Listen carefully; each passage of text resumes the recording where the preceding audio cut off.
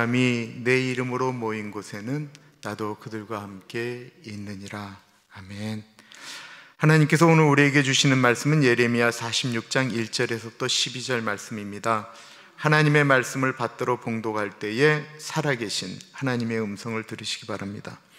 이방 나라들에 대하여 선지자 예레미야에게 임한 여호와의 말씀이라. 애굽에 관한 것이라. 곧 유다의 요시야 왕의 아들 여호야김 넷째 해에 유브라데 강가 갈그미스에서 바벨론의 느부갓네살 왕에게 패한 애굽의 왕 바론느고의 군대에 대한 말씀이라. 너희는 작은 방패와 큰 방패를 예비하고 나가서 싸우라. 너희 기병이여 말의 안장을 집어 타며 투구를 쓰고 나서며 창을 갈며 갑옷을 입으라. 여호와의 말씀이니라. 내가 본즉 그들이 놀라 물러가며 그들의 용사는 패하여 황급히 도망하며 뒤를 돌아보지 아니함은 어찌미냐. 두려움이 그들의 사방에 있음이로다. 발이 빠른 자도 도망하지 못하며 용사도 피하지 못하고 그들이 다 북쪽에서 유브라데 강가에 넘어지며 엎드러지는도다. 강의 물이 출렁임 같고 나일강이 불어남 같은 자가 누구냐.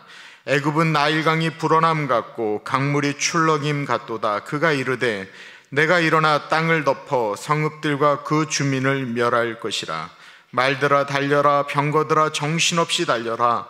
용사여 나오라. 방패 잡은 굿수 사람과 붓 사람과 활을 당기는 루딤 사람이여 나올지니라 하거니와.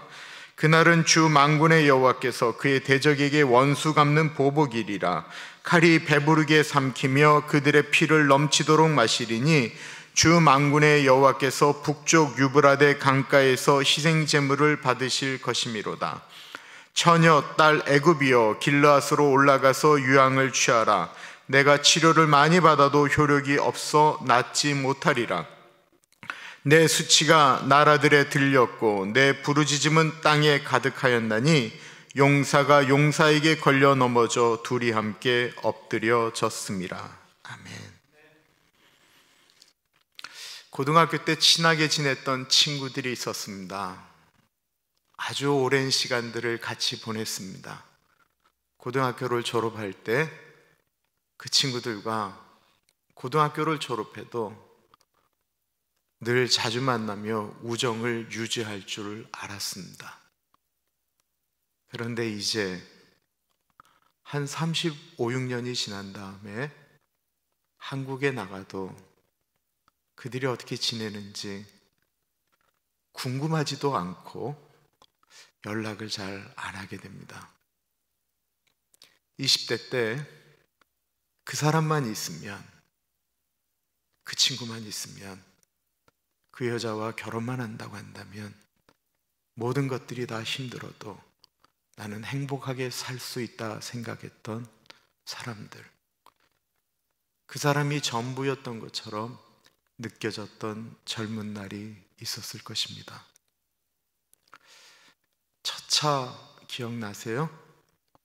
중고차였건 새 차였건 그 차를 산 다음에 안을 닦고 청소하고 어떻게든지 그 차를 좀 이쁘게 만들려고 애썼던, 그 차와 함께 많은 추억을 만들겠다라고 생각했던 그런 차에 대한 추억들도 있을 것입니다. 어디를 나갈 때 본인을 가장 매력적으로 만들었던, 나는 이 옷을 입으면 좀 폼이 난다라고 생각하며 아끼고 아꼈던 옷들도 있었을 것입니다. 나는 이런 머리 스타일을 할 때에 사람들이 가장 매력적이다라고 생각을 하며 그 머리 스타일을 고집하였던 적도 있었을 것입니다. 한때 다 소중했던 것들입니다. 지금도 소중할까요? 아니, 그렇지 않습니다. 그 사람만 있으면 영원토록 행복했던, 할 것 같았던 그 사람 때문에 소갈이 할 때가 얼마나 많으신가요? 이 세상에 영원한 것은 없다라고 하는 것입니다. 권력은 어떻습니까? 힘은 어떻습니까? 국가는 어떻습니까? 예전에 있었던 국가 스타일을 가리켜 우리는 부족 국가라고 이야기하죠. 한 부족 같은 국가예요. 뭐 많아야 1000명이 안 되는, 크면 한 5000명, 정말 크면 10,000명, 이런 거를 부족 국가라고 해요.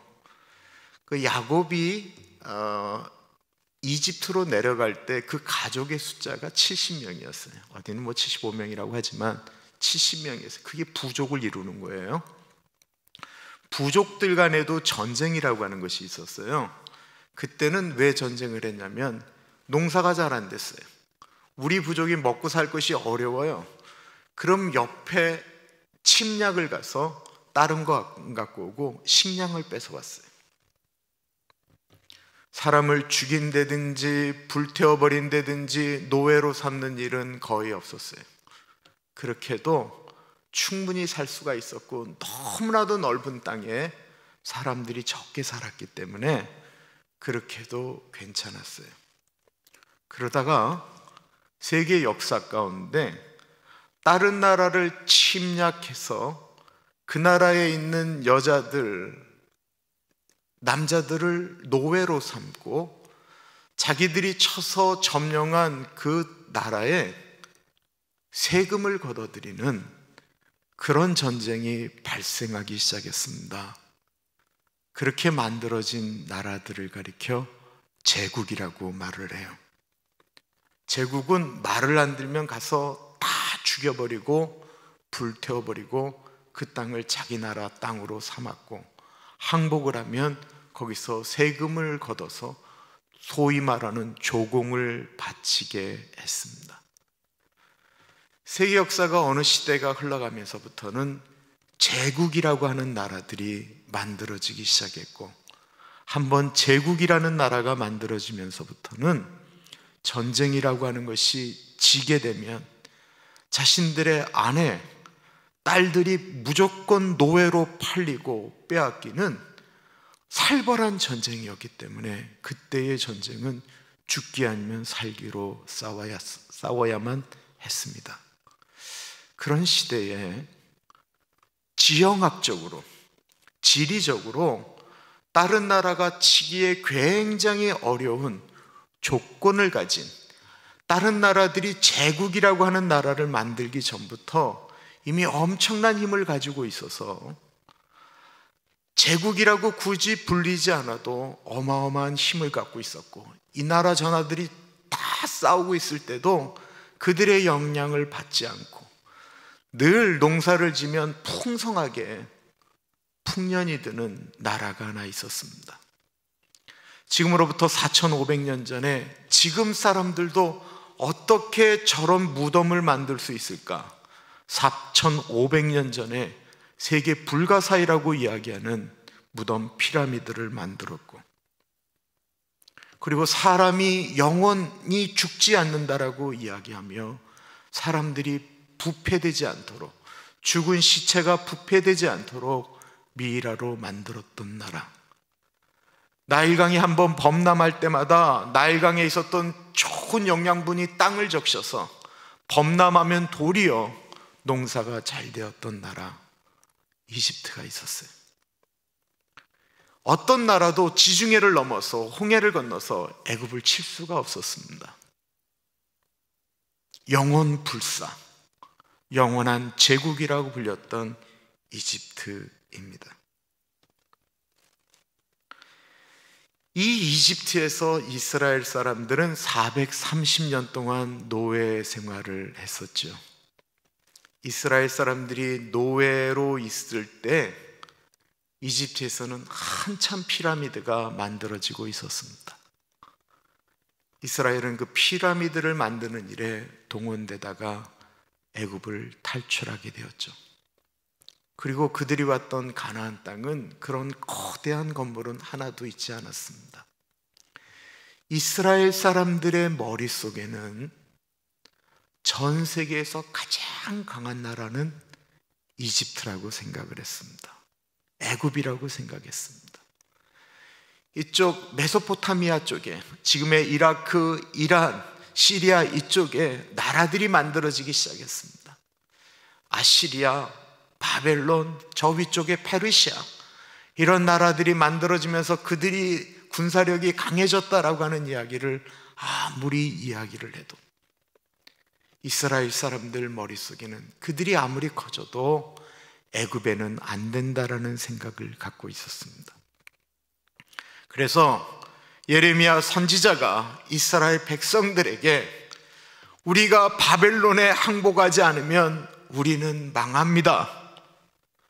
애굽하고 손잡으면 안 됩니다. 하나님이 애굽도 치신다라고 하십니다 라고 이야기를 아무리 해도 이스라엘 사람들은 하나님의 말씀보다는 그들의 머릿속에 들어가 있는 생각, 애굽은 절대로 망하지 않는다, 이 생각을 붙들고 예레미야의 이야기를 거절하였던 것입니다. 과연 멸망하지 않는 나라가 있을까요? 영원한 힘을 가진 제국이 있을까요? 1절 보겠습니다. 이방 나라들에 대하여 선지자 예레미야에게 임한 여호와의 말씀이라. 이방 나라들에 대한 예언이 46장부터 51장까지 나옵니다. 우리가 구약 성경에서 보았던 대부분의 나라들이 예언되어지면서 이 나라들이 역사 속에서 사라지는 예언들이 나오는 거예요. 애굽, 모압, 암몬, 에돔, 게달과 하솔, 그리고 바벨론까지 멸망하는 예언들이 나오게 됩니다. 예레미야가 이 모든 나라에 대한 예언을 하는 이유는 무엇일까요? 그것은 그 모든 나라를 하나님이 주권 가운데 다스리고 계셨다라는 것입니다. 이 세상에 영원한 것은 오직 하나님 한 분뿐이시다라는 것입니다. 그러시면서 이스라엘이 의지하는 애굽을 하나님께서 어떻게 멸하시는지 예언하고 있습니다. 2절 보겠습니다. 애굽에 관한 것이라 곧 유다의 요시야 왕의 아들 여호야김 넷째 해에 유브라데 강가 갈그미스에서 바벨론의 느부갓네살 왕에게 패한 애굽의 왕 바로 느고의 군대에 대한 말씀이라. 이 절에 지명이 하나 나오는데 유브라데 강가 갈그미스라고 나오고 있습니다. 이 갈그미스는 세계의 역사를 바꿔놓은 지명이에요. 세계 문명이라고 하는 거 볼게요. 대한민국 위에 중국이 있어요. 중국에는 강이 두 개가 유명한 게 있는데 하나는 양자강이에요. 양찌강이라고 하죠. 그리고 또 하나는 황하강이에요. 이 황하강에서 문명이 생겼다고 해서 우리는 그것을 가리켜 중국의 황하 문명이라고 얘기를 해요. 그리고 한참 지나가면 인도라고 하는 곳이 나오죠. 인도에는 유명한 강이 겐지스 강이에요. 그 겐지스 강가에서 사람들이 문명을 이루었어요. 그것을 인도 겐지스 강 문명이라고 얘기를 해요. 그리고 나서 우리가 또 더 서쪽으로 가게 되면 오늘날의 이라크, 이란 지역에 흘러가는 강이 있어요. 하나는 티그리스 강이고 하나는 유프라데스 강이에요.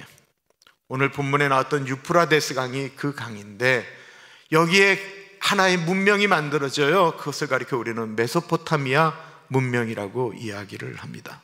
그리고 거기서 더 서쪽으로 가게 되면 애굽, 오늘날의 이집트라고 하는 곳에 나일강이 흘러가죠. 그 나일강에서 애굽이 만들어졌는데 그래서 그 이집트에 있는 나일강 문명을 가리켜 나일강 문명이라고 얘기를 해요. 그 옛날에 문명이 거기서부터 시작되었지만 오늘날처럼 뭐 교통이 있는 게 아니잖아요. 우리가 지금으로부터 100년 전에도 우리 동네에서 태어나면 거기서 결혼하고 거기서 죽었다라고 얘기하는데 저 멀리 있는 문명과 이 문명이 서로 부닥칠 일은 전혀 없었어요. 그런데 시간이 지나고 군인들이 말을 타기 시작하면서부터 이 다른 나라를 침략하는 거리들이 길어지기 시작했죠. 처음으로 문명과 문명이 충돌했던 곳이 바로 이 갈그미스라고 하는 곳입니다. 이집트의 나일강 문명과 메소포타미아 문명이 충돌했던 곳, 그게 바로 이 갈그미스였습니다. 아시리아라는 제국이 힘이 약해지자 재빨리 이집트가 유대를 비롯한 가나안 지역의 힘을 확장하기 위하여 치고 올라가기 시작한 곳이 갈그미스라는 곳이에요. 거기서 처음으로 바벨론하고 이집트하고 충돌을 했어요. 그런데 그때 바벨론이 이겼어요. 이 이집트는 아까 말씀드렸던 것처럼 침략당해 본 적이 없는 나라였거든요. 본인들이 실수로 당했다라고 생각하고는 대규모 군대를 일으키게 됩니다. 본인들만 일으킨 것이 아니고요, 아프리카 전역에 있는 오늘날의 리비아 땅이라고 하는 구스 땅에서, 이디오피아 땅에서 용병들을 모아서 갈그미스로 진격하게 됩니다. 이들이 그 전쟁을 준비하는 장면이 3절과 4절입니다. 너희는 작은 방패와 큰 방패를 예비하고 나가서 싸우라. 너희 기병이여 말에 안장을 지워타며 투구를 쓰고 나서며 창을 갈며 갑옷을 입으라. 큰 방패, 작은 방패, 당시 최고의 기마 부대를 갖춘 이집트 군대의 모습을 보여주고 있습니다. 당시 이런 군대가 없습니다. 지금으로부터 2600년 전의 이야기거든요. 그럼 우리가 가까운 중국이라는 나라, 중국에 2600년 전에 어떤 일이 있었는지 아세요? 그때 중국에는 그냥 뭐 크고 작은 나라보다는 주나라라고 하는 나라가 있었어요. 모르시잖아요. 이 갈그미스 전쟁이 끝난 400년 후에 우리가 그래도 대충 아는 중국의 한 나라가 그때 나오게 됩니다. 그 나라가 진나라였고요, 우리가 잘 아는 진시황, 진시 황제가 나타난 것이 이 갈그미스 전쟁 400년 후에요. 우리가 잘 아는 항우라고 하는 사람이 나온 건 그로부터 한 5, 60년 후예요. 그러면 대한민국은 누가 있었을까요? 단군이 만들었다고 하는 고조선이 있을 때였습니다. 그런데 그럴 때 애굽에는 이미 기마부대가 있었다라는 거예요. 말을 타고 전쟁을 하는 사람들이 있었다라는 것입니다. 그들은 이미 커다란 피라미드가 정확히 나와 있는 건 지금 160개라고 하는데 그 정도가 이미 그 지역에 세워져 있었어요. 이집트는 자신들이 세계 최강이라고 하는 것을 보여주기 위하여 다시는 애굽에게 덤비지 못하도록 애굽왕 바로 느고와 군대 장관들, 군인들, 용사들, 그리고 아프리카에 있는 용병들이 모였던 것입니다. 전쟁만 했다면 무조건 이길 것이다라고 의심하지 않았습니다. 그런데 이들이 철저하게 패하게 됩니다. 5절과 6절을 보면 이들이 어떻게 패하였는지 나오고 있습니다. 여호와의 말씀이니라 내가 본즉 그들이 놀라 물러가며 그들의 용사는 패하여 황급히 도망하며 뒤를 돌아보지 아니하면 어찌 미냐 두려움이 그들의 사방에 있음이로다. 발이 빠른 자도 도망하지 못하며 용사도 피하지 못하고 그들이 다 북쪽에서 유브라데 강가에 넘어지며 엎드려지는도다. 보시면 너무나도 어처구니 없는 패배입니다. 이건 전쟁도 하기 전에 도망가는 거예요. 이들이 뒤를 돌아보지 않았다라고 이야기하는 것은 뭐냐면 군인이 뒤를 돌아보면 안 되거든요. 등을 보이면 안 되거든요. 그런데 이들이 그렇게 도망갔다라고 하는 것은 전쟁도 하기 전에 이미 두려움에 사로잡혔다라는 것입니다. 이집트 군대의 특징은 속도였습니다. 발이 빨랐는데 이들이 너무나도 무서워서 발이 땅에 붙어있는 것처럼 붙어있는 상태로 갈그미스에서 수많은 군인들이 죽게 되었다라는 것입니다. 이들이 왜 피할 수밖에 없었을까? 7절에 이들의 모습을 이렇게 이야기하고 있습니다. 이 7절은요, 전쟁에 나가기 전에 애굽 왕 바로 누고가, 애굽의 군대 장관들이 자신들이 갖고 있었던 이 전쟁에 대한 확신을 이야기하고 있는 거예요. 우리말 성경으로 제가 읽어볼게요. 나일강처럼 일어나는 이 사람이 누구인가? 물을 물결치게 하는 강물처럼 일어나는 이 사람이 누구인가? 이집트가 나일강처럼 일어나고 이집트가 물을 물결치게 하는 강들과 같다. 이집트가 말한다. 내가 일어나 세상을 덮을 것이다. 내가 성읍들과 그곳에 사는 사람들을 멸망시킬 것이다. 말들아 달려라. 전차들아 진격하라. 용사들아 나가라. 방패를 든 이디오피아의 붓사람들아, 활을 당기는 루딤 사람들아. 애굽 왕 바로는 태양의 아들로 불리웠습니다. 나일강이 한번 넘실거릴 때마다 그들은 그 홍수 때문에 두려워한 것이 아니고 올해도 풍년이구나 라고 이야기하였습니다. 한 번도 접은 적이 없는, 다른 나라에서는 아무것도 상상할 수 없는 기병 부대와 마병 부대가 움직이고 있었습니다. 전차들이 있었다라는 것입니다. 그래서 무조건 나가면 이기는 줄 알았습니다. 그런데 그들은 사람들만 모을 줄 알았지, 폼만 멋있었지 실전 경험이 거의 없었어요. 다른 나라가 쳐들어오는 적이 거의 없기 때문에. 근데 바벨론은 그때 수많은 다른 나라들을 쳐서 물리치고 그 거대한 제국 아시리아를 무너뜨렸던, 전쟁에 수도 없이 용맹을 떨쳤던 용사들이었다라는 것입니다. 그렇다고 한다면 이렇게 패망한 것이 단순히 전쟁에서 바벨론의 용맹함에 밀려서 군사적인 전략 때문에 진 것일까요? 아닙니다. 이들이 패할 수밖에 없었던 이유는 하나님이 그렇게 결정하셨다라는 것입니다. 10절 보겠습니다. 그날 주 만군의 여호와께서 그의 대적에게 원수 갚는 보복일이라 칼이 배부리게 삼키며 그들의 피를 넘치도록 마시리니 주 만군의 여호와께서 북쪽 유브라데 강가에서 희생 제물을 받으실 것이미로다. 이집트가 바벨론에 패망하는 그날을 가리켜 하나님께서 대적 이집트의 원수를 갚는 보복일이라고 표현하고 있습니다.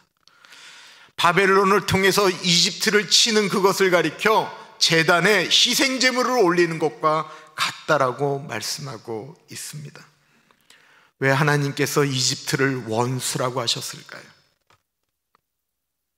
그것은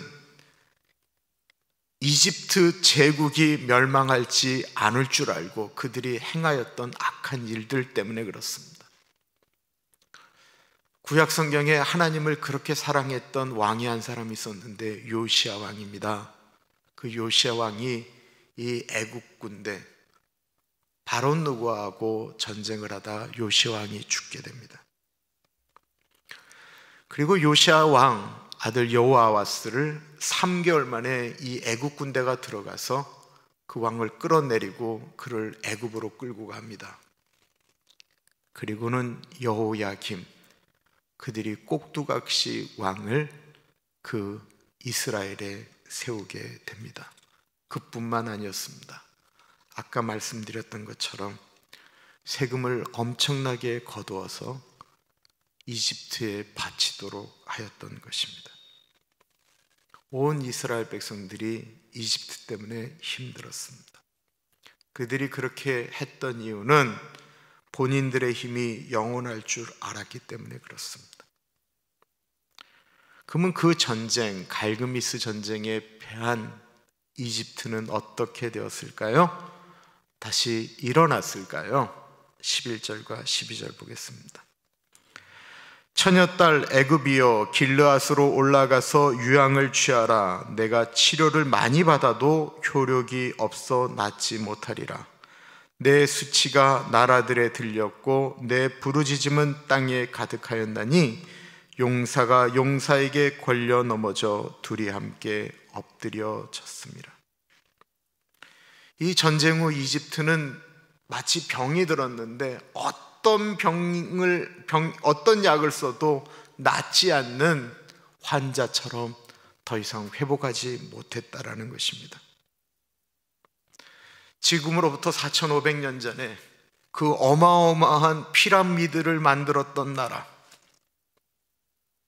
미이라를 만들고 스핑크스를 만들었던 그 나라가 이 갈그미스 전투가 끝난 지금으로부터 2600년 그 이후로부터는 단 한 개의 피라미드도 세우지 못했고 오늘날까지 단 한 번도 그 옛날의 제국의 영광을 한 번도 이루지 못한, 수많은 사람들이 관광객으로 가서 이게 그 옛날에 만들어진 거야? 라고 하는 수입원으로 살아가는 나라가 되었다라는 것입니다. 애굽은 힘이 있는 나라였습니다. 그들이 힘이 있을 때 무엇을 했나요? 피라미드를 하나 만드는데 걸리는 시간은 40년에서 50년이라고 합니다. 하나 피라미드를 만드는데 동원되어지는 숫자는 30만에서 40만. 여러분, 그 옛날에 오늘날도 30만, 40만이 많은데 힘이 있을 때 노예들을 부려서 그 힘을 가지고 그들은 열심히 무덤을 만들었습니다. 무려 2000년이 넘도록 말입니다. 힘이 있다라는 것은 내가 다른 사람들을 누를 수 있다라고 하는 것도 의미하는 것이지만, 내가 힘이 있다라고 하는 것은 다른 사람이 질 수 없는 짐을 내가 져줄 수 있다라고 하는 것도 의미하는 것입니다. 그러므로 힘이 있다라고 하는 것은 나에게 더 큰 책임이 있음을 의미하는 것입니다. 어떤 사람이 힘을 가지고 있느냐에 따라서 다른 사람들이 더 어려움을 겪을 수도 있고 어떤 사람들이 더 행복할 수도 있습니다. 어떤 나라가 힘을 가지고 있느냐에 따라서 세계에 평화가 오기도 하고 어떤 나라가 힘을 가지고 있느냐에 따라서 세상이 불안해지기 시작합니다. 나라들이나 사람들은 모두 올라가는 것을 꿈꿉니다. 올라가는 것은 굳이 가르쳐 주지 않아도 사람들의 욕망이기 때문에 사람들은 저절로 올라가는 길을 선택합니다. 그리고 정상에 오르면 그 다음부터는 무슨 일이 일어날까요?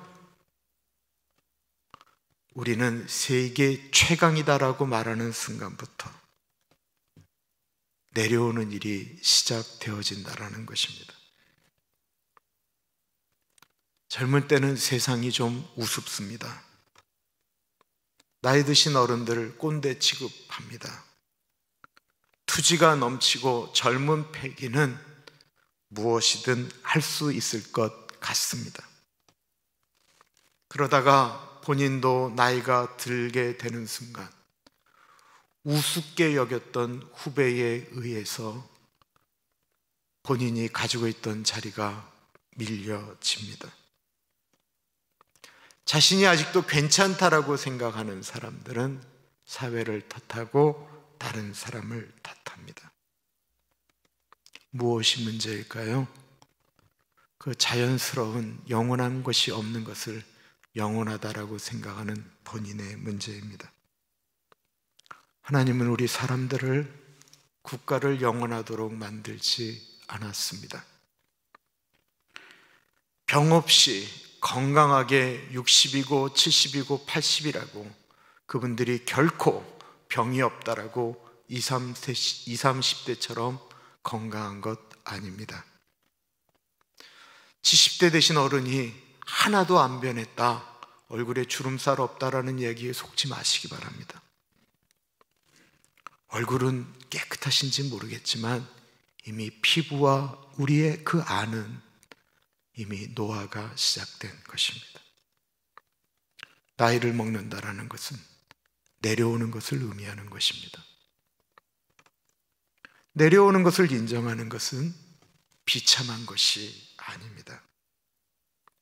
내려오는 것을 인정하는 것은 나에게 더 이상 하나님 외에는 의지할 분이 없다라고 하는 것을 더 강하게 느끼는 것입니다.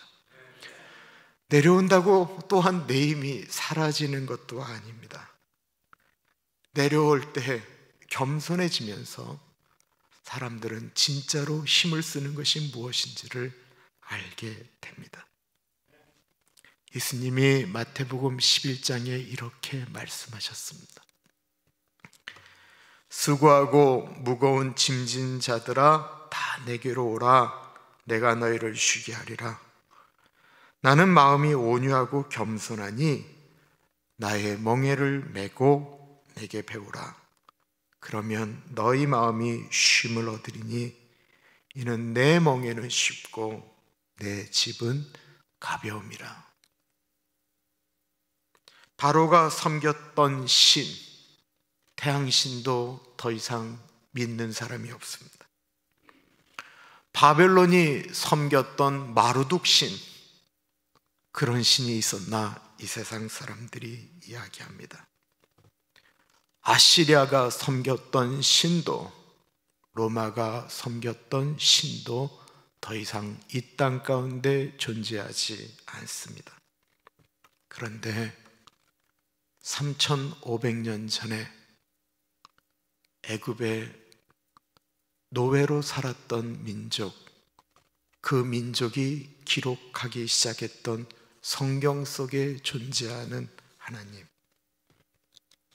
베들레헴에서 초라하게 태어난 그 하나님의 아들 예수 그리스도는 지금까지, 오늘날까지, 앞으로도 이 세상에 존재하며 그분 때문에 인생이 바뀌었다라고 하는 분들이 계속해서 나오고 있습니다. 이 세상의 나라들은 다 멸망하는데 하나님의 나라는 영원합니다. 하나님의 나라가 영원한 이유는 그 하나님의 나라의 힘은 군림하는 것이 아니었고 짐을 지는 힘이었기 때문에 그렇습니다. 인간의 죄의 짐, 고통의 짐, 죽음의 짐을 짊어지시고 십자가에서 죽는 희생의 힘이었기 때문에 그렇습니다.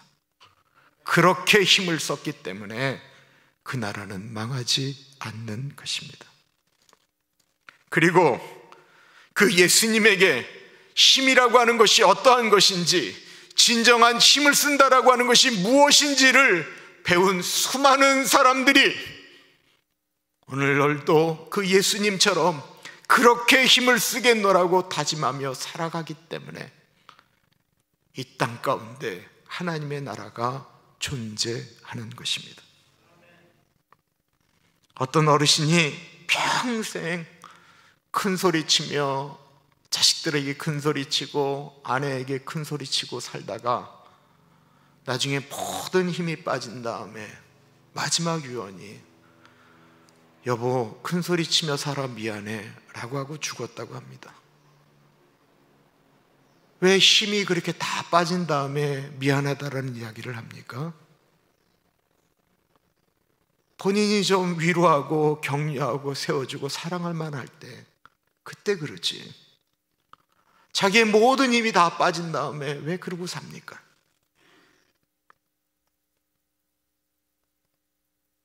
힘이 빠지기 전에 미안해하지 말고 힘이 그래도 남아있을 때 미안해야 되는 것입니다.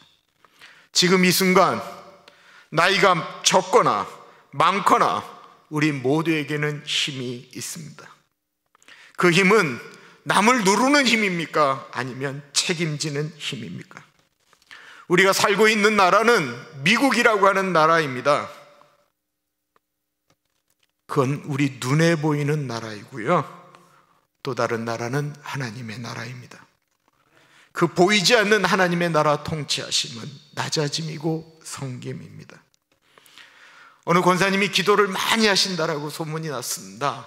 그러자 가정에 어려움을 겪는 분들, 남편이 바람이 나서 나가 있는 분들, 자식 새끼가 너무 고통을 줘서 고통하고 있는 분들,